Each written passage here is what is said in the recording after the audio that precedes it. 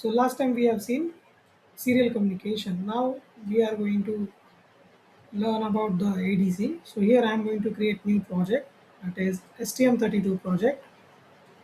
And this we are going to select the target board, that is STM32F103C8T6. So this is our controller. Let's select this.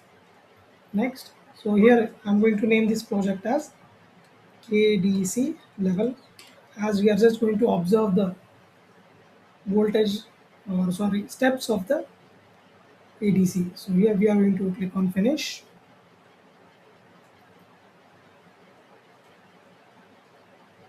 So it will take a little bit for initializing the basic structure. Now what we are going to do, here we are having analog, so we are going to use ADC1, and let's use in 0, that is PA0. Right, there is no need to configure over here. If you select ADC1 and if you select in 0, by default this pin will be configured as ADC. Okay, now here what we are going to do, we have to do a little bit of the settings. So your continuous conversion mode, to enable this. After that, in rank, here in rank option, you have to select 239 samples. Okay, so it will take proper number of samples. It is not going to revoke the interrupt again and again. So these much two things you have to do. By other things you have to keep as it is, like right alignment, independent mode, all these you have to keep as it is. Okay, just enable the continuous conversion mode. So this part is done. Now second part that we want to deal with is connectivity. So in this case we are going to use UART2. So here we are going to use that in asynchronous mode, and the pins we are going to use is PA2 and PA3. Here I am going to keep the baud rate as 9600. Okay, in clock configuration we are going to keep it as it is, no need to change that. You have to keep in mind, if you are using PA2 as an ADC input, so you cannot use it for UART transmission and reception. In that case you can use UART1 also.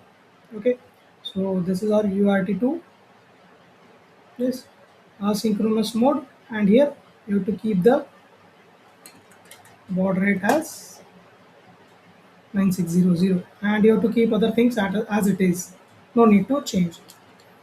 Now here we are having the generate code option. We are going to generate the code. Okay, so we are having our main code. So let's check whether the baud rate has been set properly or not. It should be 9600. So it is not taking 9600, so here I am doing it manually, so it will not create an issue later on. Okay, now what we have to do, we have to write the code for ADC first. Okay, now for ADC what we are going to do, we are going to have basic commands for ADC.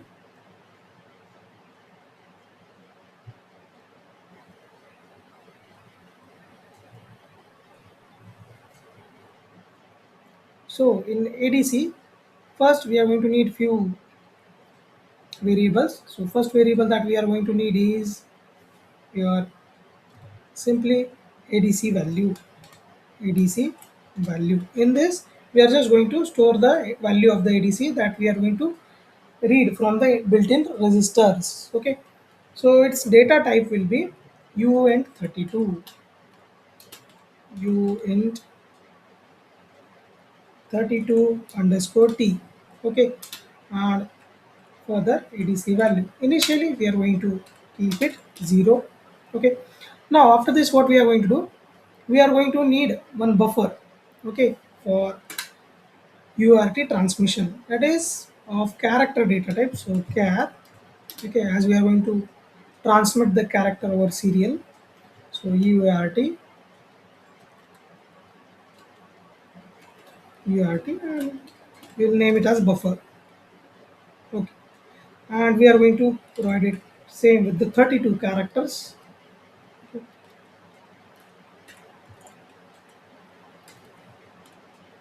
Okay, we'll keep it as it is. Now further what we are going to need, we are going to use few functions, okay, which is mentioned in the user manual of HAL. Okay, so first command is HAL underscore, we are dealing with ADC, so ADC control and space. So here we are able to see multiple options. So for ADC we need to get the value. So here get value function is there, and again our ADC handler is ADC HADC1 handler ADC1. Okay, this part is done. Let's comment this. Now we are going to do the polling for conversion, whether conversion has been completed or not. We have to check that repeatedly. So ADC and poll for conversion. Okay, so here poll for conversion, first option only, no need for poll for event, poll for conversion. Okay, so again here we have to provide the handler, and for timeout what we are going to do, we are going to use maximum timeout, that is HAL underscore max is max delay. Okay, it's done. Now for next part, what we are going to need, we have to read the value. After the conversion has been completed, we are going to read the value. So to read the value, we are going to use HAL ADC, and okay, instead of here, we have to mention the ADC start. Okay, so here ADC start, no issues. And one, let's delete this one. Okay, now here we are going to need that get ADC value, and handler will be HADC1. Okay, after reading these value from the ADC, we are going to store it. Okay, so for that we already have one variable ADC underscore C underscore value. Okay, yes, so we have successfully read the value from the ADC. Now further what we are going to do, we have to transmit this over a serial communication bus. So here I am going to write SN, that is string, and with the number of characters. That why it is known as S and N, string with specific number of characters. Print F. Okay. Now here we are going to pass few things. So for using this library or this function, what we are going to need do here, for main we are going to need to include one more library. Sorry. Okay. Include. So for SN print, we are going to need stdio.h, and another one we are going to need for string length.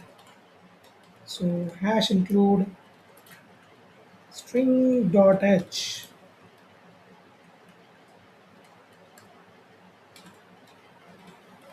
Okay, so this part is done. Now further what we are going to do, for sprintf, we have to pass few parameters.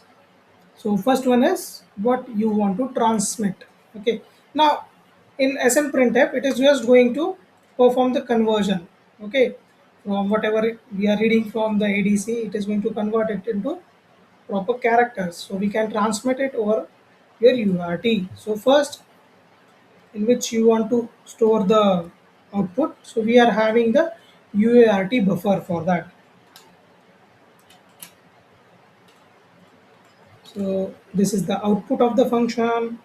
After that, we are going to mention the size of UART buffer. Okay.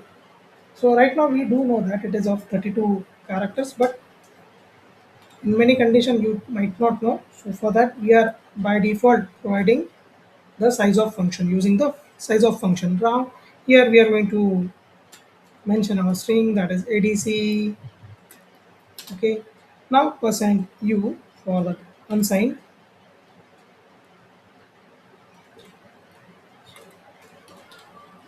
long done sign, slash r, so return carriage slash n for new line. Okay, after that, from where you have to read the value for the conversion, so adc underscore value.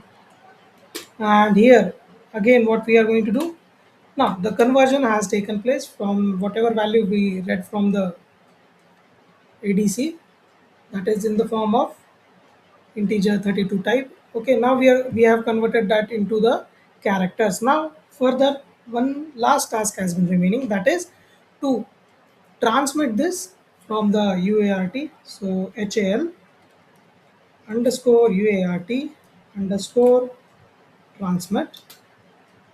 So first function is that transmit. Now you have to don't need to type the complete functions, because it will, what I can say, increase the chances of typing mistakes. So instead of that, use the smart decisions. So here, first we have to mention the handler. Second, we have to mention the pointer of the data. So here, now the data is inside UART buffer. UART your buffer,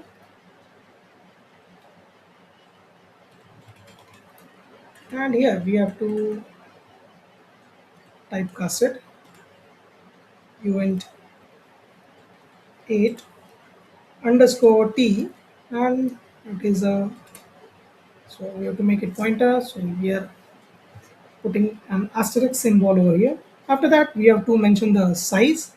So for that, we are using strlen. We are not going to do that manually. We are going to use function, and after the UART buffer. Okay. Again, in last, we are not going to put delay. So HL max delay done. Okay. And now this will transmit continuously over the serial bus. So to introduce gap between the two lines, we are going to introduce a little bit of delay. So let's consider it as 500 milliseconds. No issues. Okay. Now what we have to do, we have to do some settings to get the hex file. So here we are going to reset the perspective. Okay. Let's save this code.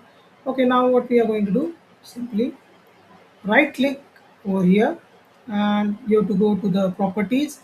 In properties, what we are going to do, we have to search for c++ /build. Okay, so let's check for that. So here is that settings. In settings, what we have to do, so post build outputs is there. So binary and hex, apply, rebuild index, apply and close. Okay, we should do this part in the starting of the project itself. So here we are going to build all. Let's build it. Okay, we are having two errors in warning. So there is one small spelling mistake, I think. So here it should be ADC. Let's rebuild it. Okay, done. This part is complete. Now further, what we are going to do, we are going to test it with Proteus in the next session.